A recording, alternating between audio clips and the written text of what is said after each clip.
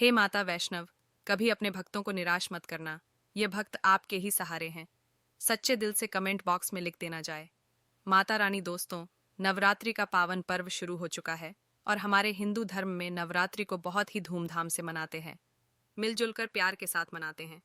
यहाँ तक कि विदेशों में नवरात्रि का पर्व बर्थडे हर्ष और उल्लास के साथ मनाया जाता है। खूबसूरती के साथ माता की चौकी सजाई जाती है, और सजाया भी क्यों ना जाए, क्योंकि माता रानी तो जगत माता है और माँ तो माँ होती है।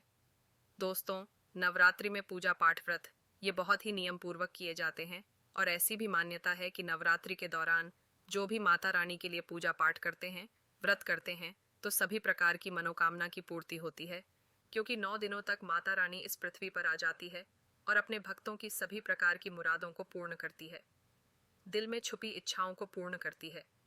ये जो 9 दिन है, वह माता रानी के 9 स्वरूपों की विशेषकर पूजा अर्चना करने के दिन होते हैं।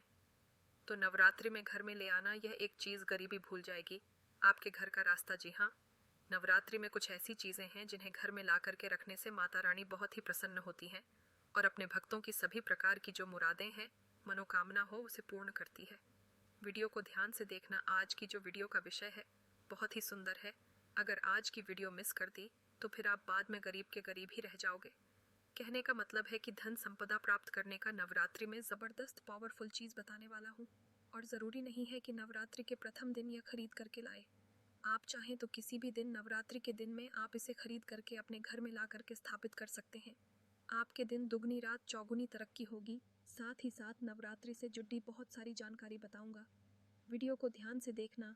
अगर आपके घर में धन ना बरस जाए तो मुझे बताना। ये चीज़ नवरात्रों में हम भी ज़रूर लाते हैं और हमें माता रानी का आशीर्वाद भी मिल चुका है। आज हम धन ऐश्वर्य से परिपूर्ण है। आज हमारे घर में धन दौलत की कोई भी कमी नहीं है। गाड़ी बंगला सब हमारे पास है, वो भी माता रानी की कृपा से।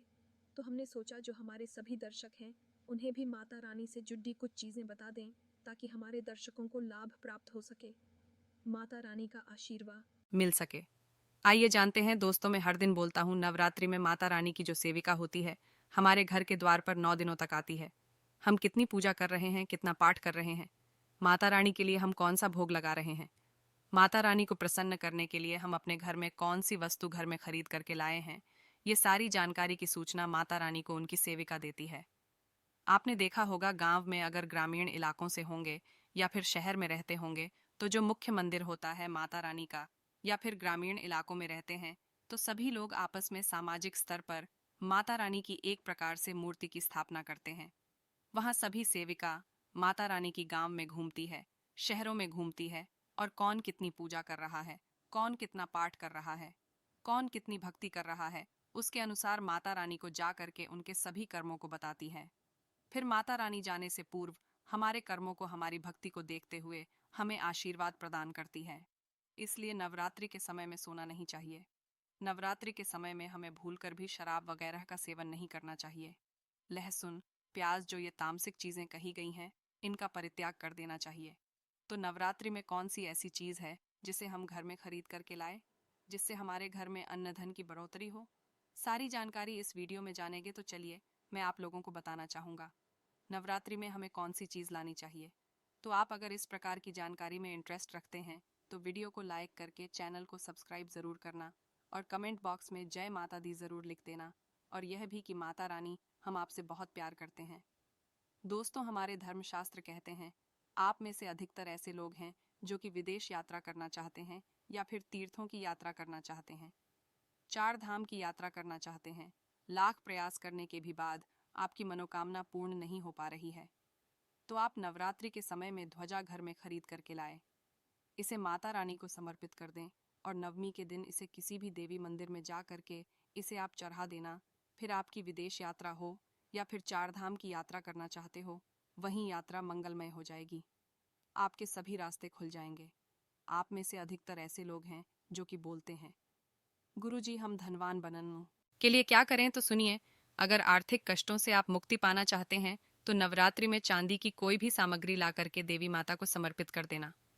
नवरात्रि के 10वें दिन आपको इसे गंगा जल से स्नान करने के बाद लाल कलर के कपड़े ढेढ़े या फिर चांदी की डिब्बी अगर आपके पास में है तो 5 चावल के साथ में 5 गोमती चक्र 5 जो आपने कौड़ी रखी है उसमें डाल करके आप इसे रख सकते हैं। दोस्तों या फिर चाहते हो तो चांदी की जो आपने पात्र माता रानी को भेंट की है वह लाल कलर के कपड़ेढ़े में बांध करके धन तिजोरी में रखें। ये उत्तर दिशा में रखिए। आपके घर में पैसे आने के सभी मार्ग खुल जाएंगे ऐसा कहते हैं। इस उपाय से दरिद्र व्यक्ति भी धनवान बन सकता है। दोस्तों, आप में से ऐसे लोग हैं जो कि आरोग्य पाना चाहते हैं तो नवरात्रि के प्रथम दिन से लेकर के अंतिम दिन तक कभी भी गाय का घी ला करके रखे और इससे जोत जलाए और माता रानी का जो बीज मंत्र कहा गया है, जैसे कि या देवी सर्वभूतेषु शक्ति रूपेण संस्थिता, नमस्तस्यै नमस्तस्यै नमस्तस्यै नमो नम, इस मंत्र का ध्यान करते हुए माता रानी का बीज मंत्र ओम क्लीं चामुंडाय विच्चय, ये बीज मंत्र का जाप जरूर करना है। तो आपको आरोग्य मिलेगा, आपकी जो बीमारी है वो दूर होगी। कुछ लोग जो कि स्वयं का घर चाहते हैं, यानी उनका घर नहीं है और वह चाहते हैं माता रानी की कृपा से हमारा घर हो जाए। देखिए, इस उपाय से हम कई लोगों को घर प्राप्त करा चुके हैं। मिट्टी का छोटा सा घर खरीद करके लाना है। मिट्टी का छोटा सा आप स्वयं भी घर बना सकते हैं। ये बना करके माता रानी को समर्पित करना है तो नवरात्रि के बाद स्वयं आपके पास घर होगा। कुछ दिनों बाद आपकी जो मनोकामना है वह मनोकामना की पूर्ति होगी। लेकिन लालच मत रखना, लालच बुरी बला है। बस चुपचाप माता रानी को घर भेंट कर दें और सच्ची भक्ति आराधना में लग जाएं। नौकरी में प्रमोशन चाहते हो तो 3 नारियल ला करके घर में रखिए और नवमी के दिन इसे मंदिर में जाकर चढ़ा करके आ जाना है तो स्वयं आप देखना आपका प्रमोशन हो जाएगा। दिन दुगनी रात चौगुनी तरक्की होगी। गल्ला हमेशा नोटों से भरा रहेगा।